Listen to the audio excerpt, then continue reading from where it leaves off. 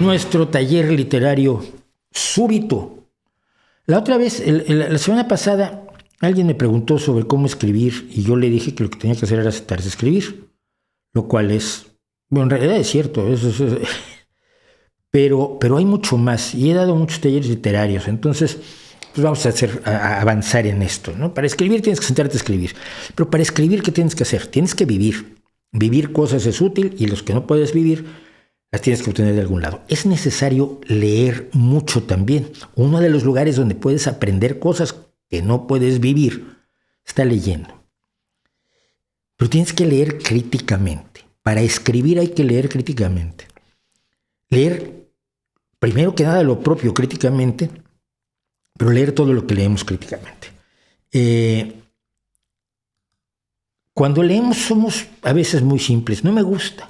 ¿Por qué no te gusta? No me gustó, no me llenó la obra, no me enganchó. Y tenemos que ir un poco más allá para prepararnos para analizar nuestra propia obra literaria. E ir un poco más allá implica saber por qué algo no nos está gustando. Los elementos son muchos. Tienes primero que nada un elemento del lenguaje. La forma en que se narran las cosas puede ser enormemente atractiva, puede ser rimbombante, puede ser demasiado simplona, puede omitir demasiadas cosas que dejen al lector preguntándose por qué, cómo se llegó a cierta cosa porque no hubo suficientes descripciones. ¿Son los personajes los que están fallando? ¿Son personajes que se comportan como seres humanos o se comportan como caricaturas? ¿Se comportan como seres bidimensionales, sin profundidad emocional, sin profundidad humana, sin profundidad de sensaciones o de consideraciones, sin las complejidades de virtudes y defectos amasados que conforman a un ser humano de verdad? ¿Y qué es lo que tratas de crear, de recrear en el papel o en la pantalla cuando estás creando un personaje literario? ¿Cuál es el problema de los personajes? Si lo que no te gusta son los personajes, ¿por qué?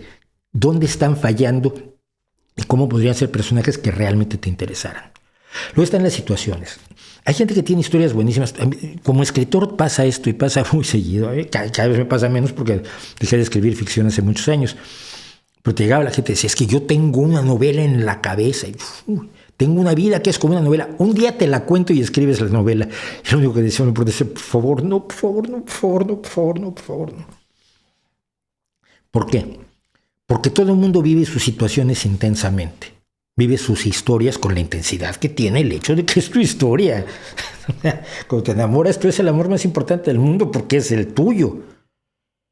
Necesitas otra actitud para darte cuenta de que tu amor y el de todos los demás es igual. O más o menos igual. Y que para hacerlo interesante para otras personas tienes que manejar las situaciones de otra manera, tienes que contar las historias y tienes que elegir las historias que cuentas de modo que no sean precisamente la novela que toda la gente cree que está viviendo. Las atmósferas te están describiendo el lugar, te están describiendo la situación, el contexto, la sociedad, la forma de vestir, el sentimiento de la época, lo que se llama el zeitgeist, que no tiene nada que ver con el falso documental aquel del señor de la marimba, te cuenta cómo es el mundo en el cual esos personajes están viviendo esa historia, tiene la capacidad de hacerte sentir que estás dentro. Esto, por ejemplo, Sherlock Holmes lo tiene de una manera impresionante.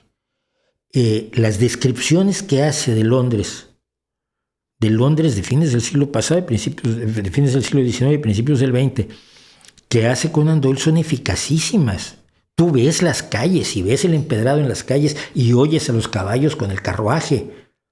Todo esto es capaz de contártelo cuando en realidad te estaba contando una historia de detectives, pero la atmósfera que te crea es maravillosa. Es leer cosas así y criticar lo que lees. Incluso escribiendo, esto está mal por esto y esto y esto, y aquí se equivocó. Pasan atrocidades tremendas en la palabra ya en los libros impresos, y cuando uno se da cuenta como lector no lo apuntas. Y fíjate muy bien en lo que haces. ¿Por qué?